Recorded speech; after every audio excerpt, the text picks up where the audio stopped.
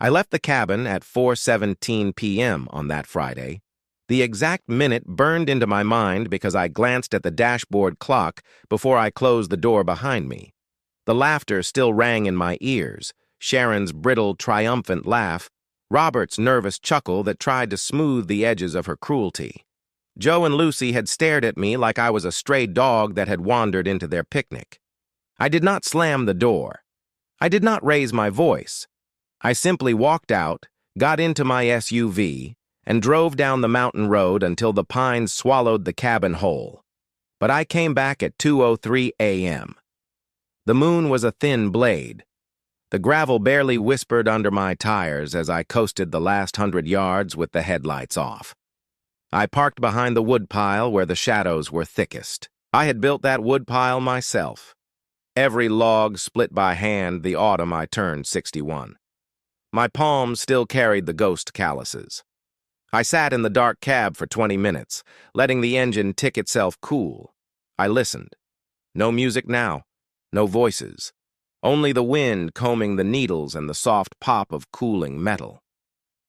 I took the spare key from the magnetic box under the rear bumper, the one Robert didn't know existed, and slipped it into my coat pocket like a bullet into a chamber. Inside the glove box lay a small canvas roll, a Phillips screwdriver, needle-nose pliers, a box cutter with a fresh blade, and a roll of painter's tape. Tools of quiet work. I left the gun at home. Guns are loud. Guns demand explanations. These tools only asked for patience. I walked the perimeter once, boots silent on the damp earth. All the windows were dark except a faint glow from the kitchen, probably the nightlight Sharon insisted on because she couldn't sleep in total black. I smiled without humor. She would learn. The mudroom door sighed open. The smell hit me first.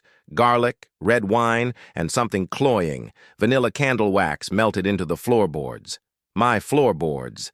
I closed the door with the same care I once used to close my infant son's bedroom door so the latch wouldn't click. I stood in the dark and let the house settle around me. It knew my weight, the cadence of my breath. The floorboards did not creak. They welcomed me. First task, the photographs. They had taken mine down, me at 25 in a hard hat, arms around my father the day we poured the foundation. Robert at 6, gap-toothed, holding a trout almost as long as his leg. My wife Ellen on the porch the summer before the cancer, laughing so hard her eyes disappeared.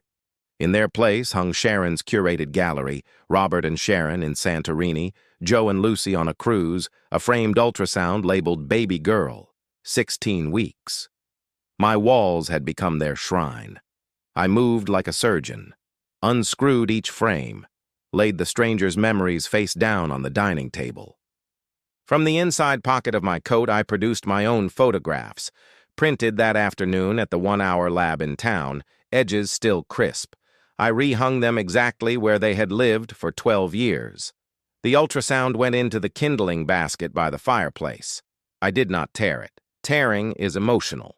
Folding it twice and sliding it between split logs is methodical. Second task, the wine. 3 bottles on the table, 2 empty, 1 half full. A Chianti with a label I didn't recognize. Probably a gift from Joe's golf club. I corked the open bottle, wiped the neck clean with a dish towel, and carried all 3 to the pantry. On the top shelf behind the canned tomatoes sat a row of my own bottles. Cabernet I'd cellared since Robert S. college graduation. I rotated them forward, set Sharon's interlopers at the back, and turned the labels to the wall. Out of sight is out of mind. I left one of my bottles on the counter, uncorked, with 2 clean glasses beside it. An invitation they would not understand until later. Third task, the fireplace.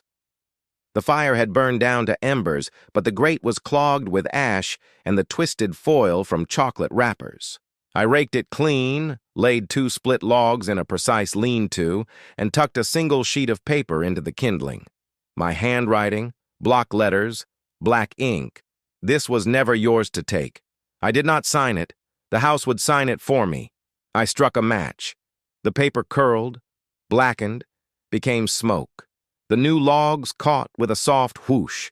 I closed the screen and watched the flames paint the room gold. Then I left. Saturday, 7:42 a.m. I sat in the diner at the base of the mountain, black coffee cooling in front of me. My phone buzzed. Robert. Dad? Did you come by last night? Pictures are back up. Wine's gone. Fireplace was lit. What the hell is going on? I typed nothing. Let the silence do its work. Saturday, 11:15 p.m. I returned under a sky thick with clouds. No moon tonight. Perfect. This time I entered through the crawlspace hatch beneath the back deck, an access point I would de-insulated myself but never sealed. The beam of my headlamp cut a thin tunnel through dust and spider silk. I emerged inside the utility room, closed the hatch, and listened. Voices upstairs, muffled but tense. Sharon. Telling you, someone was in here. The ultrasound is in the woodpile. Robert. Mom, calm down. Maybe you moved it when you were drunk. Joe. Check the locks again. And the windows. I smiled in the dark. Locks wouldn't help. I moved through the house like a draft. In the guest bathroom, I swapped their lavender hand soap for my pine tar bar. Same wrapper, different scent. In the kitchen, I rearranged the magnets on the fridge so that Sharon E.S. grocery list now read, in my handwriting, milk, eggs, bread. Your welcome is over. I left the note magnetized beneath a photo of Robert at 8, holding a sparkler. The word welcome scratched out with the tip of a knife. In their bedroom, my bedroom once, I opened the closet and slid Sharon's silk blouses 3 inches to the left. Robert's shoes now faced backward. I took one of his ties, navy, tiny white anchors, and knotted it around the ceiling fan pull chain. When they turned on the fan, the tie would spin like a slow noose. I did not touch the bed. Beds remember too much. Before leaving, I stood in the hallway and listened to them argue. Sharon wanted to call the sheriff. Robert wanted to install cameras. Joe wanted to go home. Lucy was crying about bad energy.